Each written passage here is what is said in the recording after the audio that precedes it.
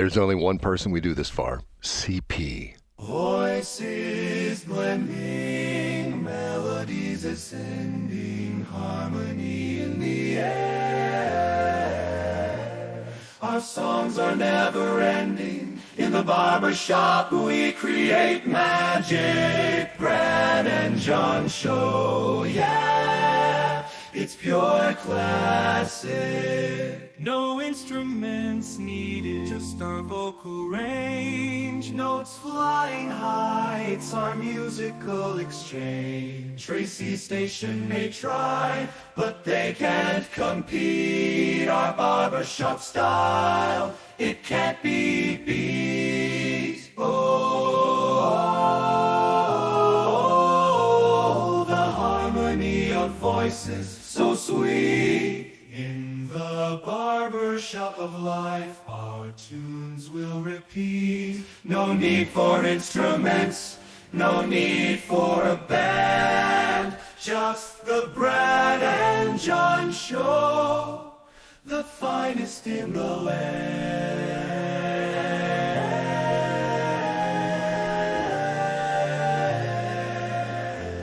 John Combest, you know what today is, John? Today is January 17th. It took me a second. What's special about today, Brad? It's Friday, and you know what that means? What does it mean? It's time for the Polka Boys. Time for the John Combest Top 3. Every single day since 2001. Maybe I should say 1991. When we're still in junior high in 1991. Where were you in 1991? I was a Kirby Cougar at that time, Brad. And you guys used to be the Kirby K-Hawks, The right? K-Hawks, yes. But the Cougars, I'm not going to say anything more. Okay. Yeah. We all go cougar hunting. Go ahead, Brad. Every single day since 2001, John Combest puts together this list of all the important things you should know about what's going on in the state of Missouri. He scours the internet, finds all sorts of different links. But what we do specially in the morning, we bring it down to 3 important topics. And we bring in this guy. I'm Casey Kasem. And what do? We're on our way to the number one. And we start with? In third place. Brad, it's been a rough couple of weeks here in the St. Louis area, I think, for everyone. Brad Hildebrand has his back window of his truck explode in the cold weather. We have folks that have spent weeks, Brad, trying to dig out from ice and snow and frozen rain. Some folks in St. Louis City can't even navigate their streets. We got to go to social media and watch people ice skating through the central rear end, get their cars unstuck. It's been a rough couple weeks, Brad. But finally, a little sunlight, a little sunshine, a little warmth.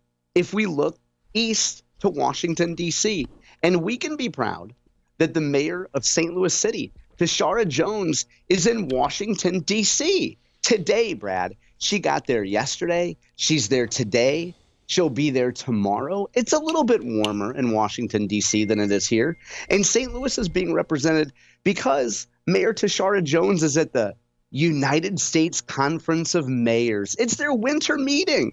Tishaura is going to be in some plenaries and panels, Brad. Really important stuff like police department policies relating to immigrants and homeless people.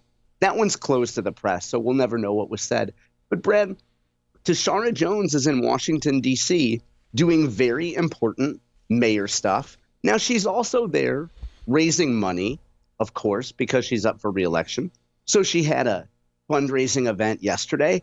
But you know what? St. Louis is doing pretty well, I think, Brad. I mean, why would we need our mayor here in St. Louis when she could just go to D.C. for a while? This doesn't bother you, does it, Brad? Well, John, you're the guy, when I brought this up before, I'm the guy that says you have to be in the presence. I mean, to the point where it's Christmas time, but Presence, is that how you spell it? I guess something like that. It is, Anyway, you have to be physically someplace to really get the impact. But she's not here. But you know what? It was sort of warm yesterday, and some of the snow melted, and so it's no big deal. Don't get me going on this. This is ridiculous. I mean, and not only that, John, you're the comms guy. Optics on a 1 to 10 scale, with 10 being it's a -2.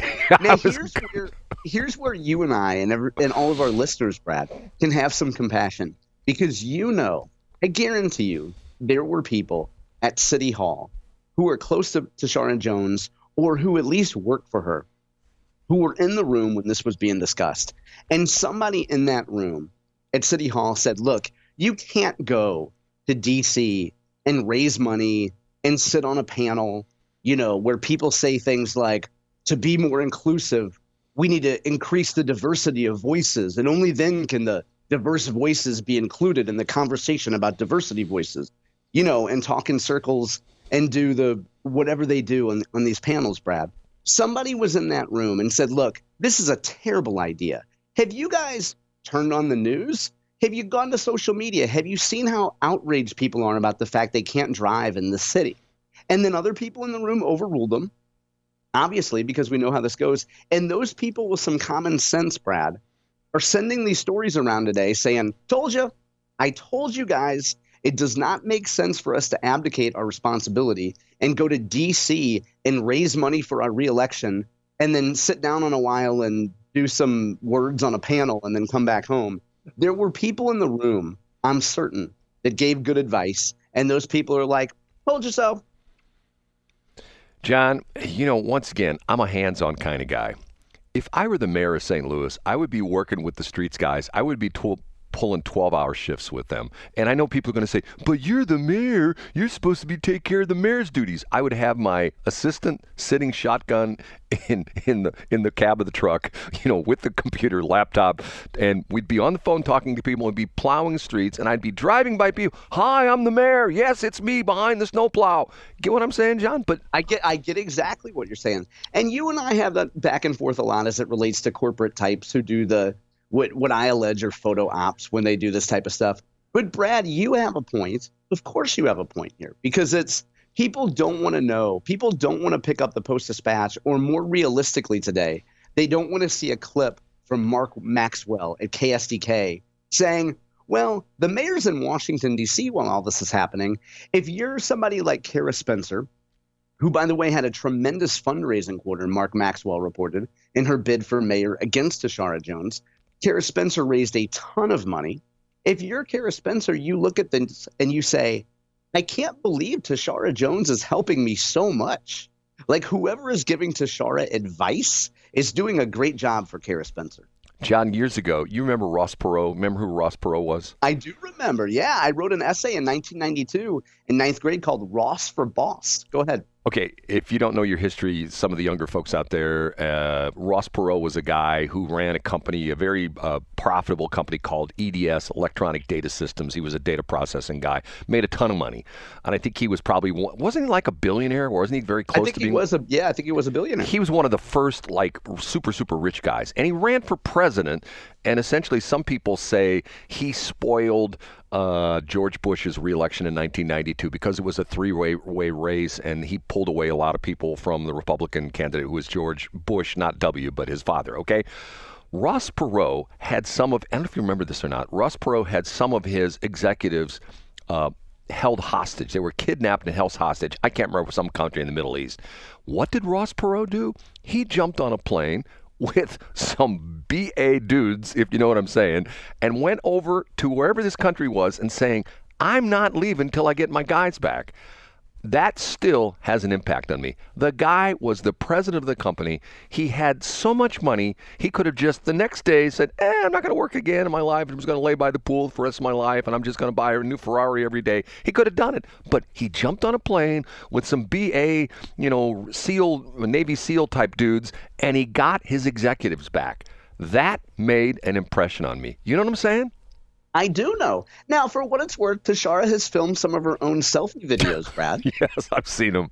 And for their part, by the way, City Hall says, look, we've started to use more independent contractors to go out. We're doing emergency contracts now for the salt. I think that for the salt and the plowing, I think the point of a lot of Tishaura critics, besides just being critics, is them saying, this is great to hear on January 16th. Why didn't we have this action plan on the 6th or the 7th, or heck, even the 3rd or 4th when we knew the storm was coming? Right. It'll be, think about it. Today's Friday, tomorrow's Saturday, the day after tomorrow, it'll be 2 weeks since the snow started. You know what I'm saying? It's going like, I do. It's like Yeah. almost 2 weeks. Okay, move on to number 2. Up a notch to number 2. Well, Brad, some less good news in story number 2 today. There is a gentleman named Ahmad Rayahi. He's 37 years old. Now, he seems to have an affinity for St. Charles County, Brad, although he lists his home address as being a convenience store in East St. Louis. We'll get to that in a moment. But this gentleman drives for Lyft and Uber, and he has been charged, Brad, with taking 2 women essentially hostage in his Uber and Lyft vehicles and sexually assaulting them. Now, both of the women say that they have been assaulted. Both of the women are alive and fine. They did not lose their lives. But the curious thing, Brad, this gentleman, Ahmad Rayahi, he's in the country on an expired tourism visa, and he's from Jordan. Now, I have it on good authority, Brad, that the idea that illegal immigrants come to Missouri and commit crimes is completely overblown. In fact, I've heard that Missourians, good down-home, homebred Missourians, are more likely to commit crimes than illegal immigrants are. So I don't know. I don't know if the story is true or not, Brad, because I thought that all illegals, including people that have overstayed their visas, are productive members of society. Now, the curious thing, as I mentioned earlier, Brad, this gentleman's home address is listed as a convenience store in East St. Louis, Illinois. Kind of surprising that nobody's picked up on that when he was doing his visa work, right, Brad? I don't know why we would just assume that a guy can't live in a convenience store in East St. Louis. So I want to point out that I also saw this story via Bob Onder on Instagram. I hadn't seen the story yet, so shout out to Bob Onder for posting this. And as Bob Onder points out, what do you know? Another illegal alien committing a crime in God's country. John, what's wrong with living in a convenience store?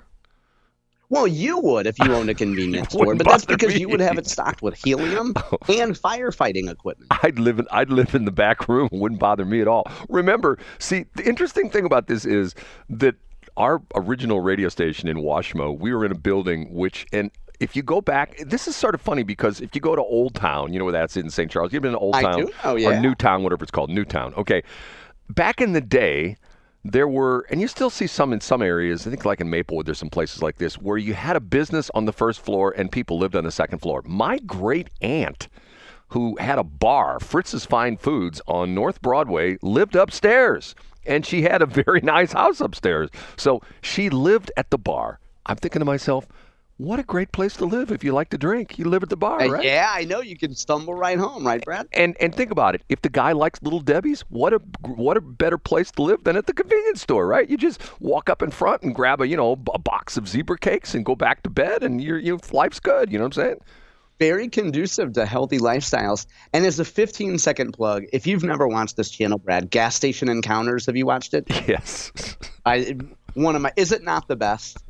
There's, the amazing thing for me is I could sit all day long and watch YouTube videos of the fail channels and all these different channels that they have up, and the crazy antics that goes in, like what's the one, there's a bunch of them. They're like stupid things that people say to cops, when they get pulled over. Yeah. And a lot of the Code Blue Cam. The great thing about not just Gas Station Encounters, but they do a lot of collaborations with Fave Trip, which is in Kansas City.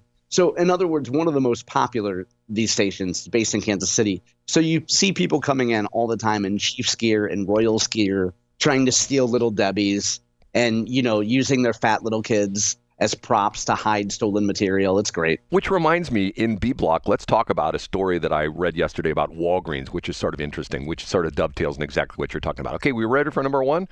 We are. Number 1, here we go. The number 1. Some legit good news for once, and this time it's coming from the Trump administration. Brad, you used to go to Des Moines quite a bit, didn't you? Yeah, quite a bit. Matter of fact, I've been there probably, I don't know, maybe close to 100 times. Well, that's when you're in triple digits, that's a high number, Brad. Yes. Now, I'm not familiar with this route very well, but I do know, unless I'm mistaken, you can get to Des Moines from Kansas City. You drive up 35, right? Yes, that's the way. That's the way. There's like 3 different ways you can go. Actually, there's more than that, but they all take 6 hours from St. Louis. No matter which way you go, it's all 6 hours. Oh, yikes. Well, there's a gentleman there named from Bethany, Missouri. There's a little town called Bethany that's on that route. You probably remember it, Brad. I do know. There's a guy named Richard Fordyce, and he is a corn and soybean farmer. I think he might have some other crops up there too. But he was formerly Missouri's ag director. And he was ag director under a Democrat, Jay Nixon. Governor Jay Nixon appointed Richard Fordyce as director of ag back at the end of 2013, if I recall correctly. Anyway, Donald Trump has selected Richard Fordyce to be an undersecretary at the USDA. So this is a big deal because this position oversees things like the FSA, which is the Farm Service Agency, and then some other conservation and ag programs and the USDA. So, Brad, this is pretty cool. And this is one of those things that it doesn't get the headlines of a Pam Bondi or a Pete Hegseth or any of these other folks. But it's pretty cool to see a guy from Missouri in this spot.